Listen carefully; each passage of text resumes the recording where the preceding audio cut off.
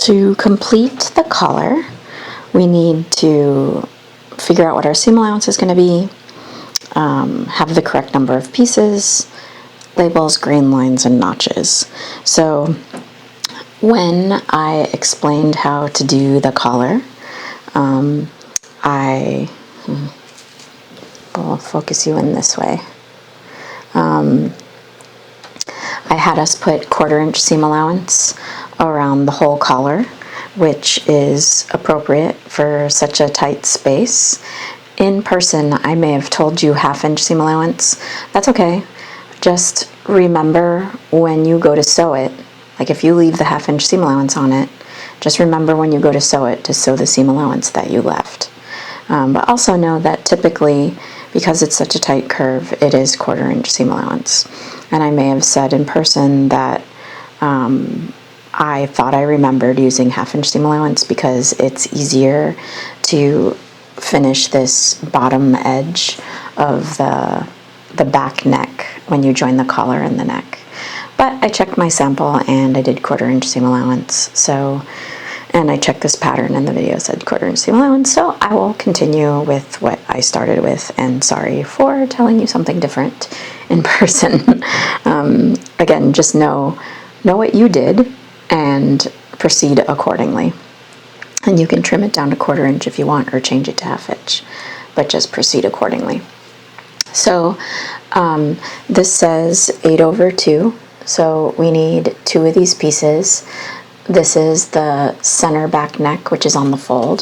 So I have this piece folded, and then I also have another piece of folded brown paper. So I'm going to go ahead and staple my first collar draft together, and then just so that it doesn't shift. And then I'm going to go ahead and place that on my second collar draft. So I want to make sure that my center back folds are lined up really well. So I don't want they don't want them to pass each other. Either one, like I don't want this one inside of that one. I want them lined up perfectly so that I can make sure that they're not distorted and they're going to sew together well. So you can tape it down first if you like.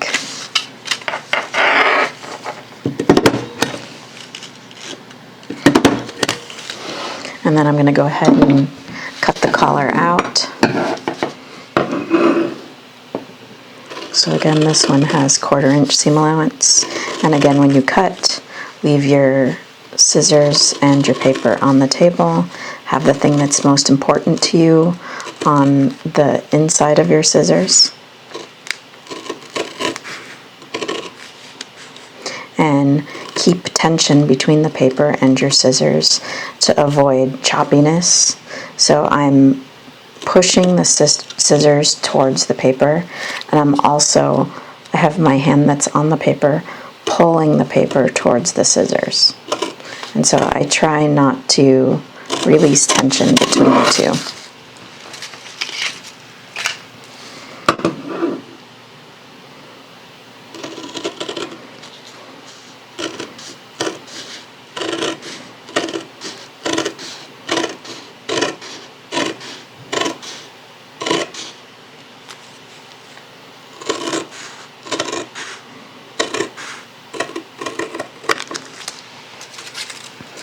Often with collars like this, where you have an upper collar and an under collar, the under collar is made smaller so that it doesn't show on the outside. So often what would happen now is we would separate the upper and the under collar, and we would shave 1/8 of an inch off of the edge that will be the leading edge, so it doesn't sew to anything else. But for this tiny little collar, what we're going to do to facilitate that is we're just going to rely solely on understitching. Well, first clipping, grading, and then lastly understitching and pressing to make sure that our collar comes out correctly. We could benefit from some notches. So on this one, here's our shoulder seam right here. I made an indication for it. And again, this bottom, this is the edge that sews to the neck. So it has the corners, whereas this is the center front, and this is the part that goes away from the neck. And so this will just sew to the other side of the collar.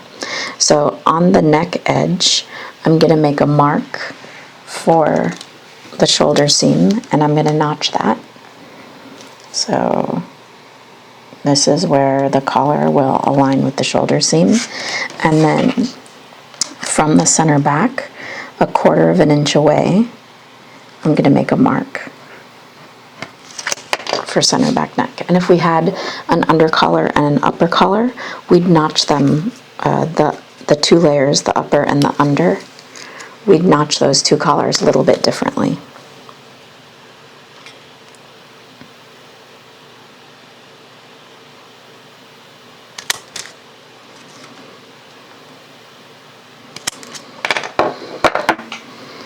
So there's our notches. And then we need to label it. So on the other side of the collar, because I have 2 collars and each of them are on the fold. This one I already labeled. This one here, I have my label for it. Put some glue on my label.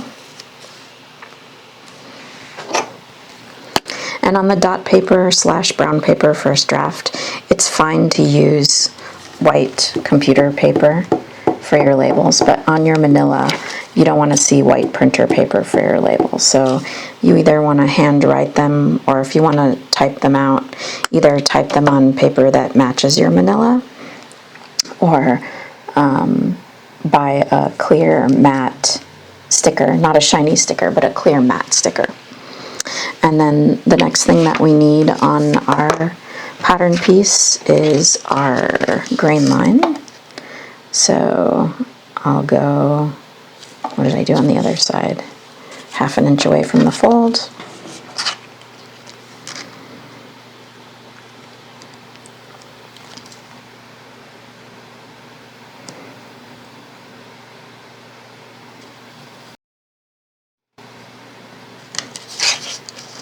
And then I'll do a bent arm, because right now this is folded.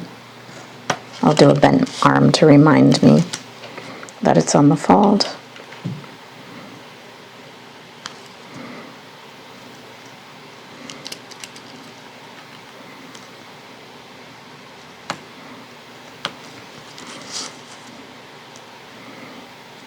And then this is the first draft, so I'm drawing my grain line in pencil, but when I do this in manila, I want all of my markings in, for this I want everything in black ink, except for where it says block fuse.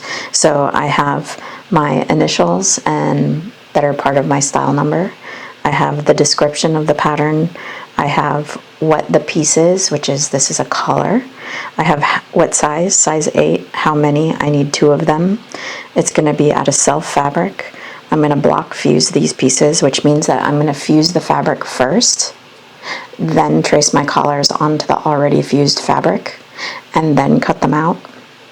If I'm not doing block fuse, then I need one more pattern that is just a little bit smaller than this collar, and then everything would be in red. So everything on this label would be in red. It wouldn't be block fuse and it wouldn't be self. It would be interfacing. Even my grain line would be in red ink if I was making a separate piece. But that is more labor and messier than block fuse. Block fuse is faster and easier. So I'm doing block fuse on mine. And then you need your name, you need the semester and the year, and you need what dress form this is supposed to fit, and what reference pattern you copied to create this collar. And then your collar is done.